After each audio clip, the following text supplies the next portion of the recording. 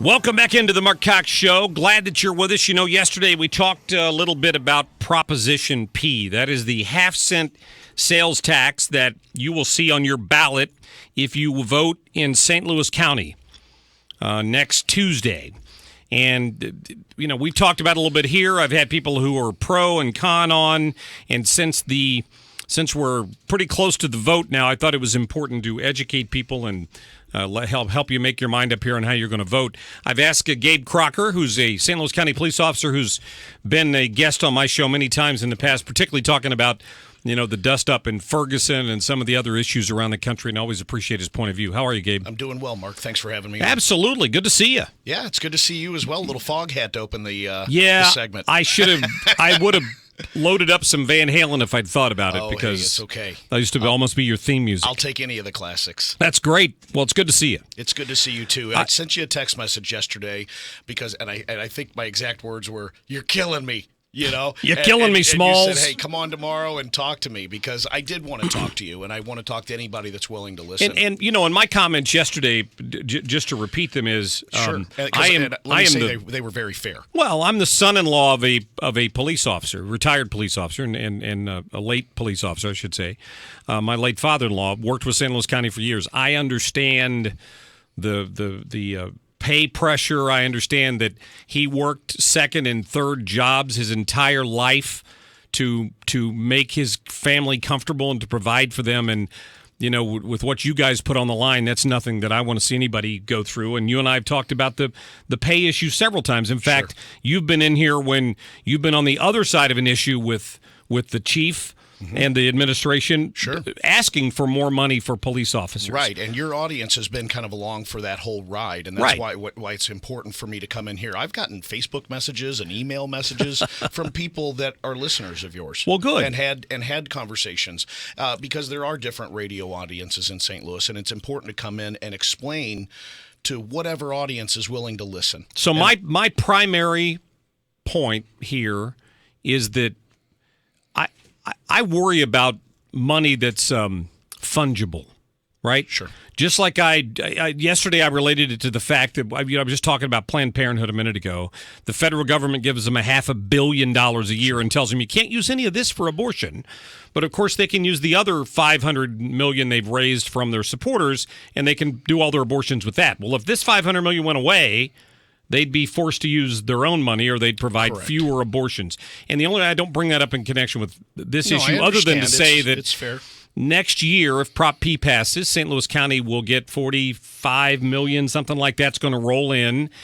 It's supposed to be dedicated to law enforcement. What I wanted to see in Prop P was some guarantee that Mr. Stenger and the other people on St. Louis County Council couldn't then remove some of the money they're already giving you guys out of the general fund over to something else they want to spend it on. And then you still don't come out very far ahead, but the taxpayers are still on the hook. That is a classic political move, and it's an absolutely valid concern.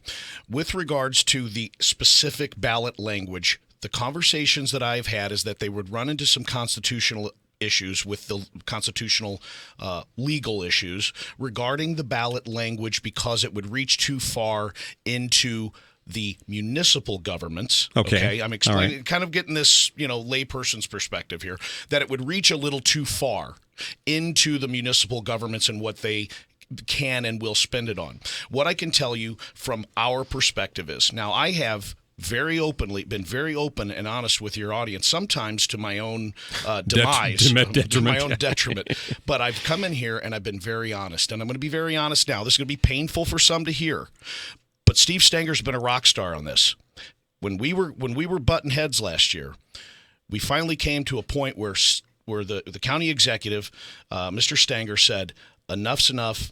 It's time for us to pull up our bootstraps, figure out how we're going to solve this problem, and move forward with it." And he has done that. I mean, and again, I've been very open in my criticism, but I can eat a little humble pie and come in here and tell you, the guy's knocked my socks off, because he has said, we have to do this. Here's how we're going to do it. We're going to move forward with this ballot measure.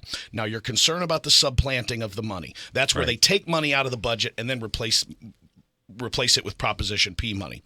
I feel 100% confident and to tell your audience that anyone in St. Louis County can rest assured that Chief Ballmer has discussed this with the county executive, the St. Louis County Police Association had discussed this with the county executive, and that there is no plan to move any money out of the current police budget. Now, what about the municipalities?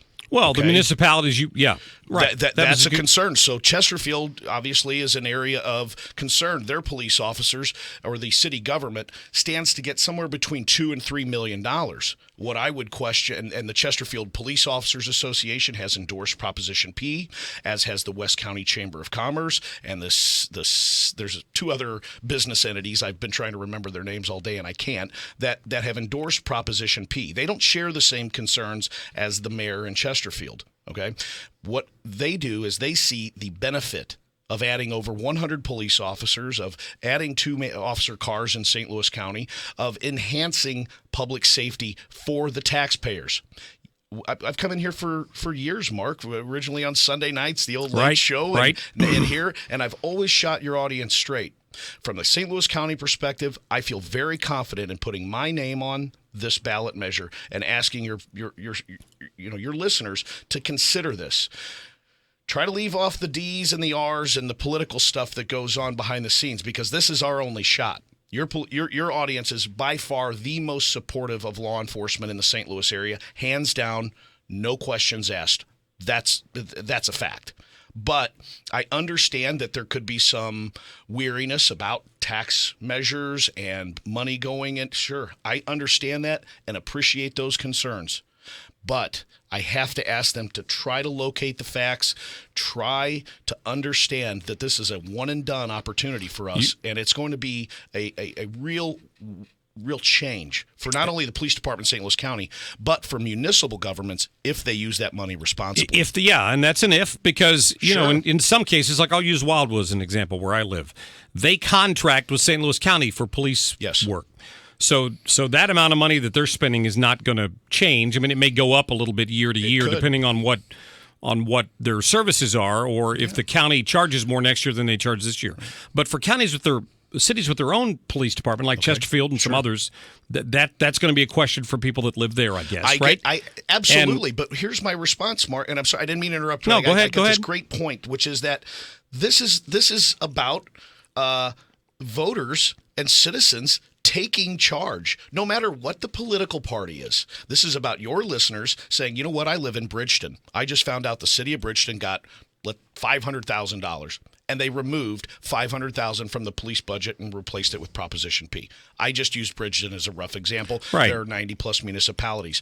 This is constituent responsibility. This is holding political leaders, something that you do every single day on your show, holding these people accountable, and especially here on the local level. If they're going to take money away, so Chesterfield, $2 to $3 million. Let's ask the mayor of Chesterfield, is he going to enhance public safety in all of those shopping areas? Is he going to enhance programs, community programs, crime fighting, all the stuff that they could do with a nice infusion of cash? Or is he going to steal money away from the police budget and just replace it with Proposition P money? And that's a fair question that people have to show up and ask. But the bottom line is a lot of them don't.